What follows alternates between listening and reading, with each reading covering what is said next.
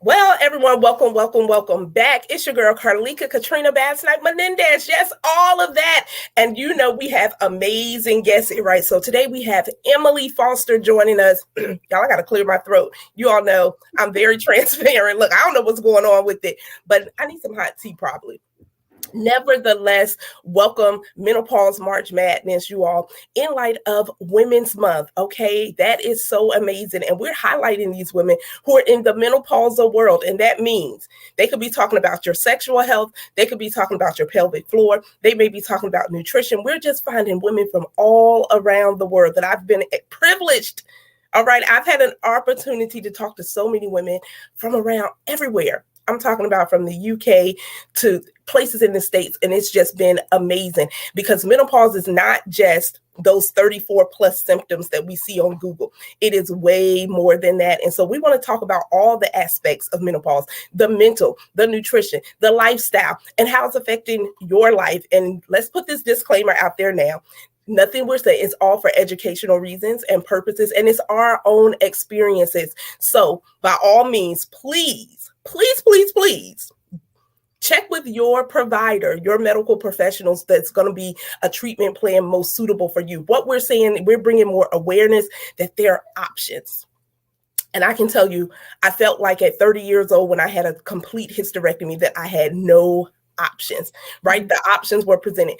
Be in pain, get a hysterectomy. Well, you all, I opted to have the hysterectomy almost 12 years ago, and it changed my life. But I'm here to tell you, there is a life after a hysterectomy. And so you may say, Carla, I didn't have a hysterectomy or anything. Maybe you're getting there naturally, or maybe it was medically. Whatever your vehicle to get into menopause, let me just say this, all women will have their own meno journey. All women will have their own meno story. So before we bring Emily on, you all, well, she's already up here, of course, but before she introduces herself, remember, mark your calendar, September 16th through the 17th, MenoCon, right? And I am super excited about that. This is the ultimate women's menopause and Women's Wellness Conference happening right here in St. Mary's, Georgia, September 16th and 17th. You don't want to miss it. It's going to be an amazing time to get educated, empowered, and be encouraged. And this is the great thing. You don't have to be in menopause, but I'm telling you, you want to get all of the information that you can prior to, so you can have some type of expectations. You can have some options that you're like, you know what, I heard that before, right? And not only that, we're talking about women's wellness as a whole. We want to create community programs because there's not enough information. Well, it's information, but it's not out in a lot of communities to say, hey, look, you had your first period to your last period and all those things in between. And knowing that menopause is not a disease, it is a transition, but other things can happen. So we just want to encourage you to mark your calendars, get ready to purchase your tickets. The website and things are being created as we speak. And I don't know about y'all, but I'm excited about it because I love menopause. So Emily, welcome. Thank you, Carlika. I love what you're doing. I think, menopause actually over the past year in the UK has really just exploded, which is fantastic. I'm Canadian, that's my accent, but I'm living in just outside of London. So, I love what you're doing. And I think, different countries, even different states and different provinces are so different in the way that they talk about menopause care. And so, I really love what you're doing. So thank you. Yeah. Well, Emily, introduce yourself. Let everyone know, who you are, what you're doing. Like, we're excited to know, who is Emily Foster and what is she doing in the world today? Yeah, so my name's Emily Foster. I'm the RD after my name. I'm a dietitian, so it means that I'm a nutritionist. RD is sometimes different legislation depending on what country you're in.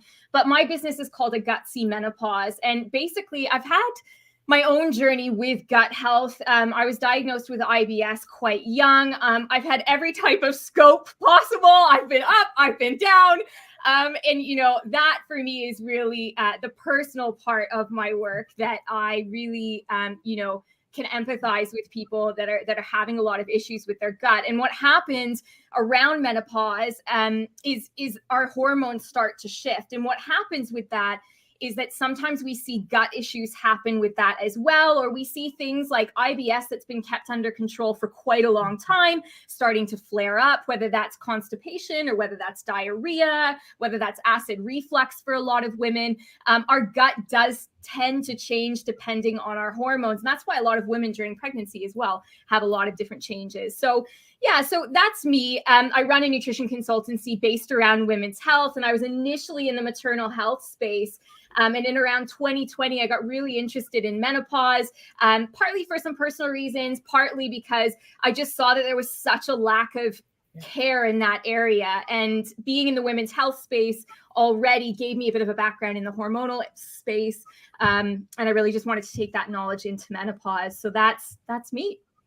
Oh my gosh, I love it. I love it. And I love your whole time gutsy, right? I just love that simply because sometimes we don't really pay attention to our gut until we have the stomach pain, until we're like, oh my God, I'm constipated. Or, oh my God, I can definitely relate to all the scopes up, down, around, wherever, from ERGs, from ERDs to all the scopes, right? And I went through that for years.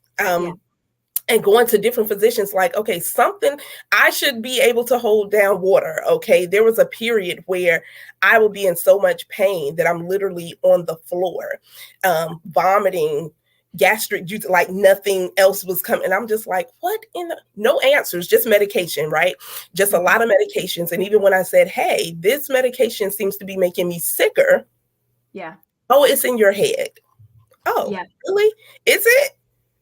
I just lost like 15 pounds because I haven't been able to hold down food, right? So is it really in my head? So I can definitely understand. I don't think sometimes even, that's why I said menopause is not a disease, but it can lead to other things. And for myself, being that I didn't go through perimenopause, that transition period for so many women starting in their mid 40s, can be mid 40s, early 30s, but typically around 51. Yeah. So Emily, walk us through, because you, even if you don't mind sharing some of your own personal reasons for saying, you know what, let me even see this gut relationship or different things that's happening, our hormones in our gut. So just walk us through some of your journey of your why.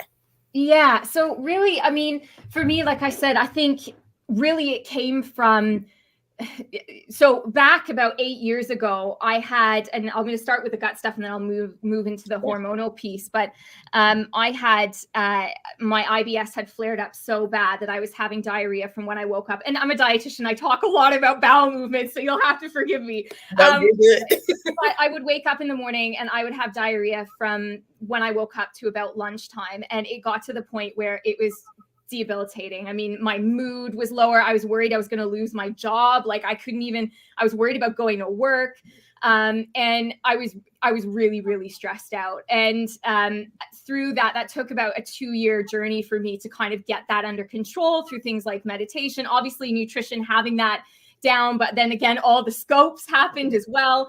And so I went through that and it was just like emotionally exhausting. And, so little things like that along the way have sort of happened up until now as well. But back about 4 years ago, so the other company I run is called Glowing Potential, and that's a women's health consultancy. And we have a pregnancy program that we were running with the NHS. And some of the women we were talking to were having a lot of gut issues. And, you know, when I started to look into that more, I mean, I've had a bit of a background, but when I started to look into that more, a lot of the gut stuff was coming from hormonal changes or, you know, body changes as well. As you know, as the baby started to grow, it would push on their stomach and it would maybe give them reflux, but also there was estrogen involved in that reflux as well.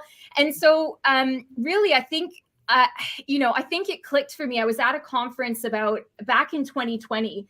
And it was because we were in the pregnancy space and I was on I can't remember the seminar it was on, but it was a company that was running this. It was like, I don't know if it was like a pelvic floor product or something, but they were saying how they were doing, they had like a sister menopause company that did something else as well. I can't remember. It was quite a while ago now, but I remember them saying that the way they started to market the product had to completely change because they realized that women didn't even recognize what menopause was. Like their marketing totally shifted to become educational content around menopause.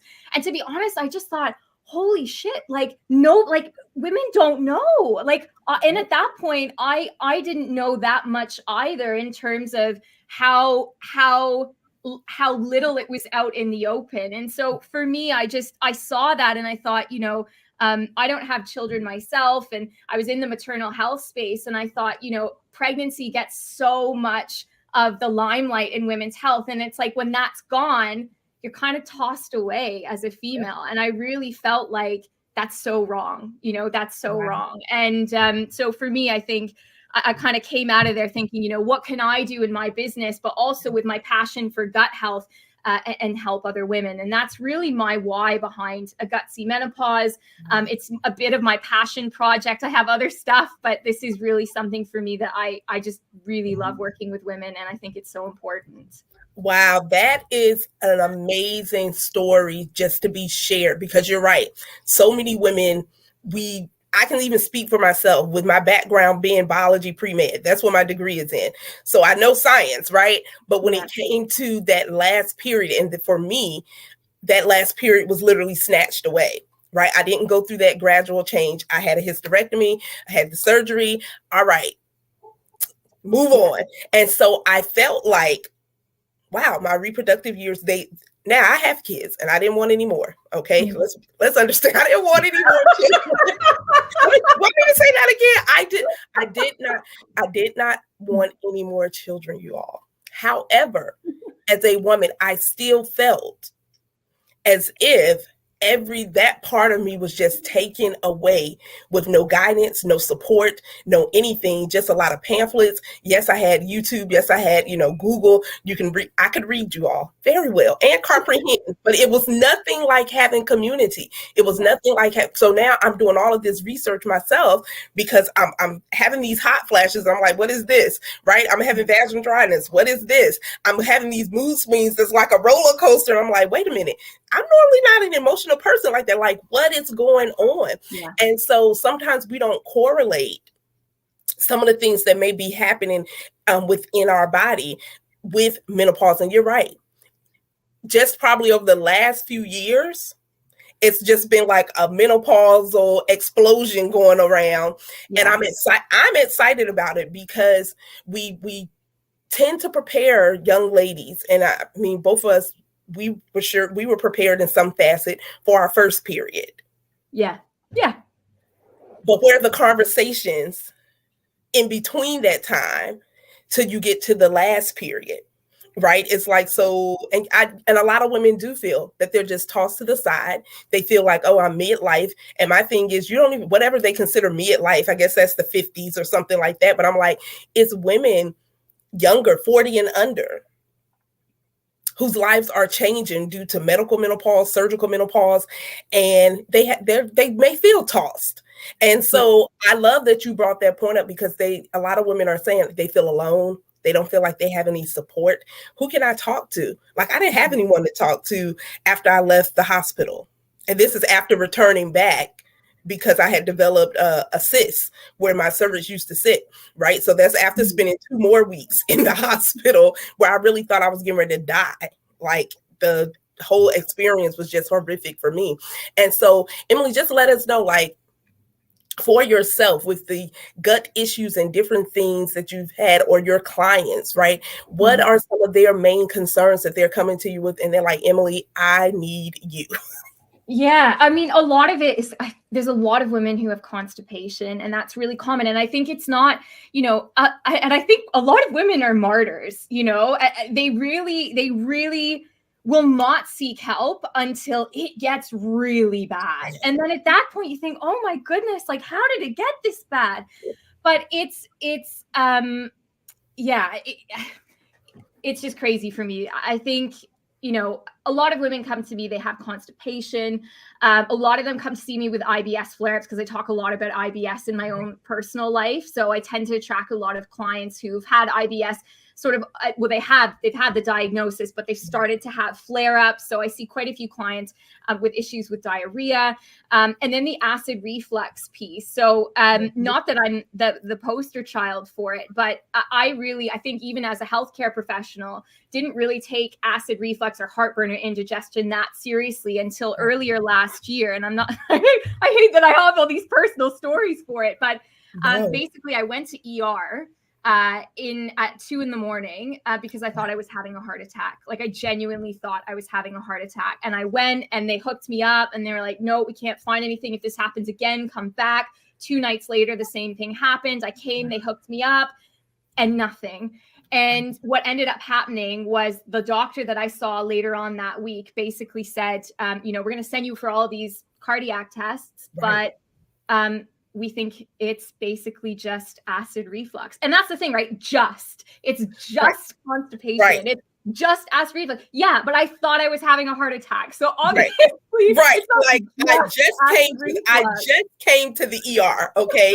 Like thinking I was getting ready to check out of here. So, and you're right, when you put the just, like a lot of people are like, well, it's just menopause, or it's just, like you said, or just constipation, not realizing that it could be part of your diet. It could be something more serious. Even with the acid reflux, because I just came to the ER because I thought I was having a heart attack, because I didn't take it as serious. And and I'm with you, because now that I think about it, with people having heartburn, you're just like, okay, well, don't eat. What did you eat? Don't eat that again, right? But how I know for me, when I had my stomach issues, I end up, because they couldn't find anything, right? I was just taking pills or doing this, and I'm trying to follow direct. So I end up start just clearing. Okay, well, if I don't eat this, okay, well, that made my stomach hurt, so I don't eat it no more. Okay, that gave me diarrhea. I won't eat. Then it was coming down to simple things that I was eating that I was still having diarrhea or something. So I totally understand when you even said you was afraid of losing your job. You're afraid to go. Like, I used to be so, like, we would go out to dinner or something, I wouldn't eat. Yeah. I just wanted to enjoy the company of menopause, right? Like, this is one small silo. You could also be having severe anxiety. You could also be having heart palpitations. You could also be getting night sweats. You could also not be sleeping. Like, it's just one small piece of the picture, but it's like, if you can make a difference there, at least that helps clear up the room for dealing with some of the other stuff, right? It's just like, can we take it in small bite-sized pieces of whatever may be affecting that particular woman, right? Because all women, they're not saying they have hot flashes. Some say, I'm always cold, and I'm like, well, pass it over here, honey. But everyone's menopausal journey, or even gut journey, right, is going to be different. It's just that journey of life, and how sometimes we can remain so stressed out. I know for myself, when I'm starting to feel overwhelmed or something, it starts in my stomach. Yeah. And I'm just like, all right, back away. Time to take a breather, because I can literally feel my stomach just tightening up, and I get in excruciating pain. And I'm just like, okay, it's time to just back away and take a breather, reset, or whatever that looks like. And so you mentioned meditation, and I love meditation. I think it's a huge thing, but I still don't think people do it right. Right. I think people try to do it right. And I think that's maybe what makes it so difficult. You know what I mean? Yeah. Right. It's almost like self-care, right?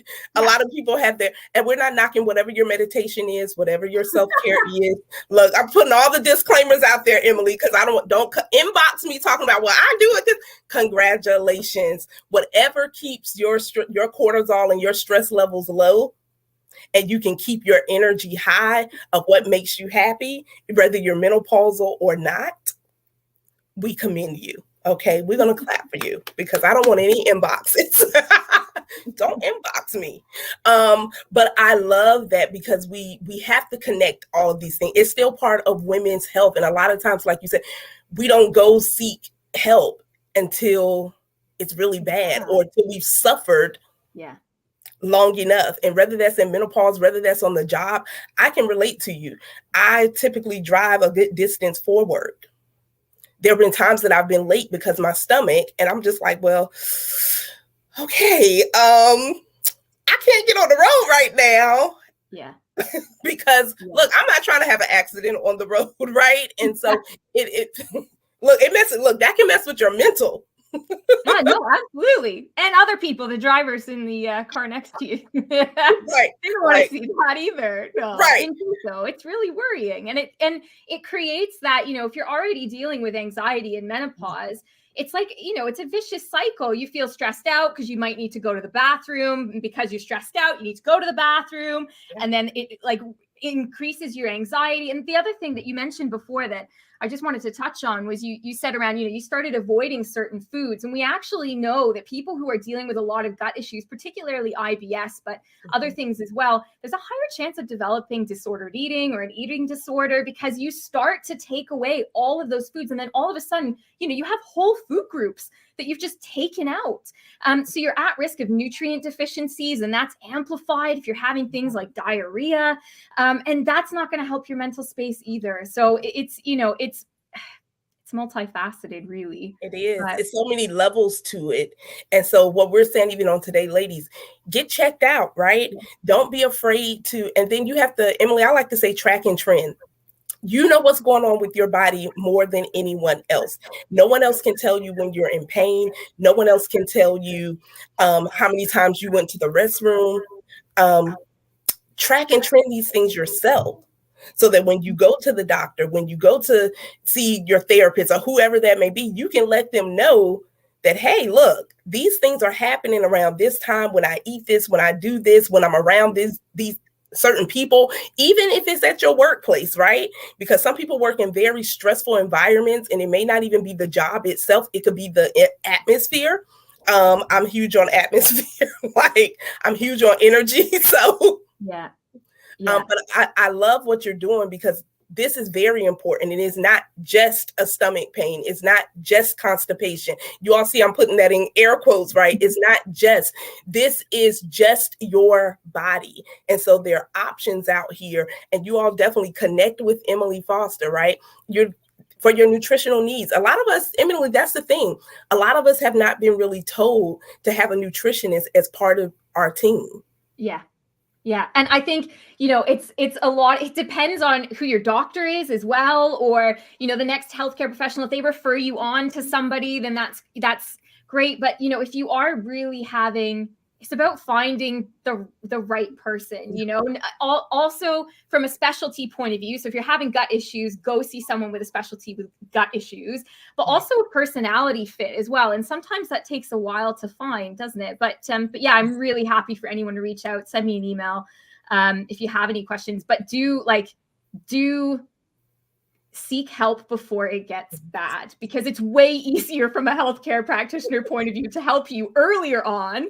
And it's less time investment for you as well if we can kind of nip things in the bud and help keep you on the straight and narrow. I put that in loose terms. Then when it gets really bad and we're looking at, maybe a couple months, we've got to work together to try and straighten things out and figure out what's going on. So, it's never just diarrhea. It's never just a stomach cramp. And find healthcare professionals that will listen to you because we are out there and we do care. So I love that you said that, Emily, because that's what a lot of people are saying they're missing. Someone who cares, someone who's actually just going to listen, right, to the ailments, or listen to, and not even just the ailment, not just the symptoms, but listen to someone's heart to say, look, I don't want to suffer anymore. I believe there are a lot of women out there who say, I don't want to suffer just in menopause. I really want to thrive in my health and well-being, whatever that looks like, mentally, emotionally, financially, on a nutritional level. And they're seeking answers and they're looking for people. And ladies, this is why we're doing what we're doing in the world, right? To bring you resources. I'm huge on resources because I didn't have any.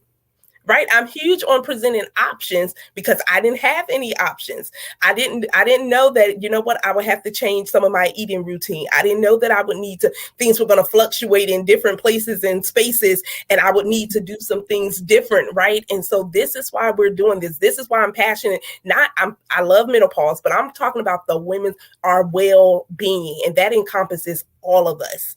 Right? That encompasses from our head down to that pinky toe. Okay. And all the nerves running and organs running in between. And so we have to take care of ourselves. And this is why we're doing this. All right. So Emily, let everyone know what you're offering, what you have coming up, or how they can connect with you. Yeah. So the best way to get a hold of me is really on Instagram. So it's @_Gutsy @Gutsy_Menopause. Jeez, that would have been bad, wouldn't it? My name is Emily Foster, as you can see before, so you can search that as well. We do offer, most of the work I do in A Gutsy Menopause is one-on-one packages, mostly because by the time women come and see me, we need a bit more, time and care to look at things.